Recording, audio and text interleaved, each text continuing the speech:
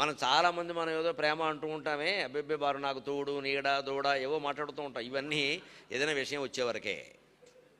ఇవన్నీ ఈ మాటలని కబుర్లన్నీ ఎంతవరకు అంటే అసలు సమస్య ఏదో వచ్చేవరకే. ఒక చిన్న విషయంలో తేడా వచ్చింటే భార్యాభర్త కూడా పరమశత్రువులు అయిపోతారు, అనుమానం లేదు ఇక్కడ. ఇవన్నీ ఊరికే పైకి చెప్పుకునే మాటలే. అసలు వచ్చేసరికి వెంటనే వారి వర్గం వారు వేరే, వీరి వర్గం వారు వేరే వచ్చి సేన ఎవరి మధ్యేరథం స్థాపయమేచ్యుత భగవద్గీత ప్రారంభం అవుతుంది. అక్కడ రెండు సైన్యాల మధ్యలో ఉంటారు ఈ దంపతులు, అంతే. ఇంక విషాదయోగమే, అర్జున విషాదయోగం అంతే. మరి ఏమైపోయింది ఈ ప్రేమంతా? పెళ్లికి ముందున్న ప్రేమ, తర్వాత ఉన్న ప్రేమ, అబ్బో 16 ఆల్బముల ప్రేమ, ప్రీ వెడ్ షూట్లో పెట్టిన ప్రేమ, సినిమా దర్శకుడిని పిలిచిన ప్రేమ మొత్తం తీసుకెళ్ళి బూడిదలో కలిసింది. పైగా ఈ పెట్టిన ఖర్చుల వల్లే ఆ ప్రేమ లేకుండా పోయింది. ఈ అనవసరపు ఖర్చులన్నీ పెట్టడం వల్లే. మన జీవితాలన్నీ ఇంతే, ఇదే అర్థం చేసుకోవాలి సరిగ్గా. అందుకే సనాతన ధర్మం యొక్క విశిష్టత ఏమిటంటే పునాదే గట్టిగా వేశారు.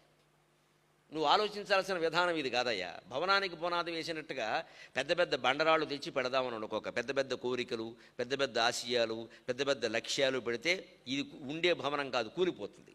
ఇది భౌతికమైన పునాది వేరు, నైతికమైన పునాది వేరు. భౌతికమైన పునాదికి వస్తువులు బలంగా ఉంటాయి, నైతికమైన పునాదికి మనస్సు బలంగా ఉంటుంది. వస్తువులు ఉండవు అక్కడ. వస్తువును కోరుతున్నాము అంటే మనస్సు బలహీనపడింది, గుర్తుంచుకోవాలి. ఏ వస్తువునైనా మనం కోరుతున్నాము అంటే మనస్సు బలహీనపడింది. మన ఆనందం, మన సుఖం మరొకరి మీద ఆధారపడింది అంటే మనం బానిసలం అయిపోయినట్టు లెక్క.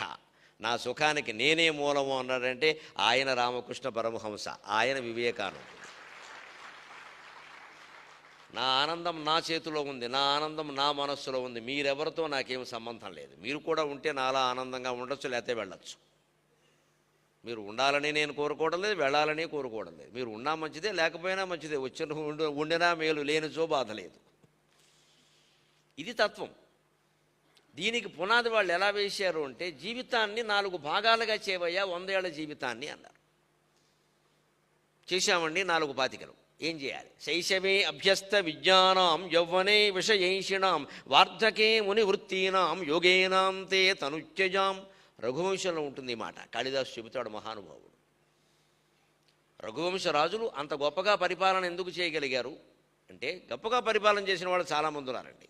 కానీ మన భారతదేశాన్ని పరిపాలించిన ప్రాచీన రాజుల యొక్క గొప్పతనం ఎక్కడ కనపడుతుందో నాకు పరిపాలనలో కాదు. పరిపాలన చేసిన వాళ్ళు చాలా దేశాల్లో ఉన్నారు, చాలామంది ఉన్నారు. ఒక పద్ధతి ఉంది, మనకు రాజ్యాంగం ఉంది, దాని ప్రకారం వాళ్ళు వెళ్ళారు. ఎంత బాగా పరిపాలన చేశారో అంత చతుస్సముద్ర వేలావలయిత భూమండలాన్ని ఒక్క క్షణంలో వదిలేసి కమండలం పట్టుకున్నారు. అది ఈ దేశ రాజుల చరిత్ర, అది ఈ దేశ రాజుల చరిత్ర. అది ఆశ్చర్యకరంగా ఉంటుంది. అది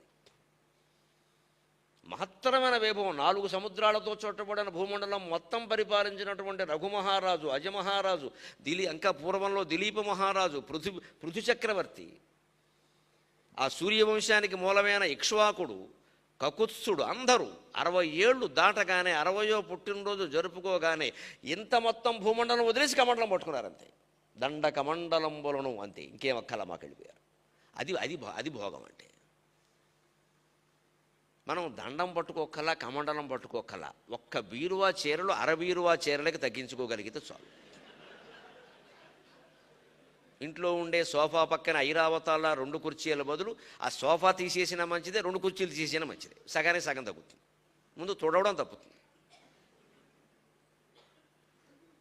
ఇంట్లో ఉండే సామాను సగానికి తగ్గించుకుని, ఇంట్లో ఉండే వస్త్రాలు, మగాళ్ళు ఆడాళ్ళు వస్త్రాలు సగానికి తగ్గించుకోగలిగితే చాలు.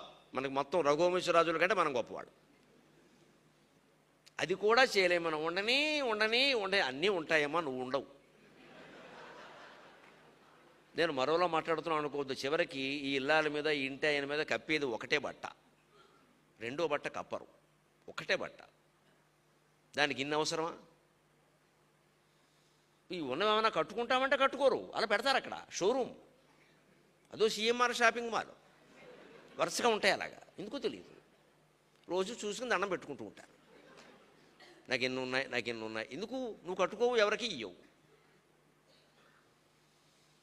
వైరాగ్యం ఇక్కడ ఉందంటే ఆచరణలో. మనం ఆచరించి ఇది ఏమంత కష్టమా ఆలోచించండి. ఇది ఆచరణ కష్టమా? ఇది వెంటనే ఇంటికి వెళ్ళగానే చేయొచ్చు ఈ పని. మన మనసులో తీసుకునే నిర్ణయం అది. దీని అవసరమా?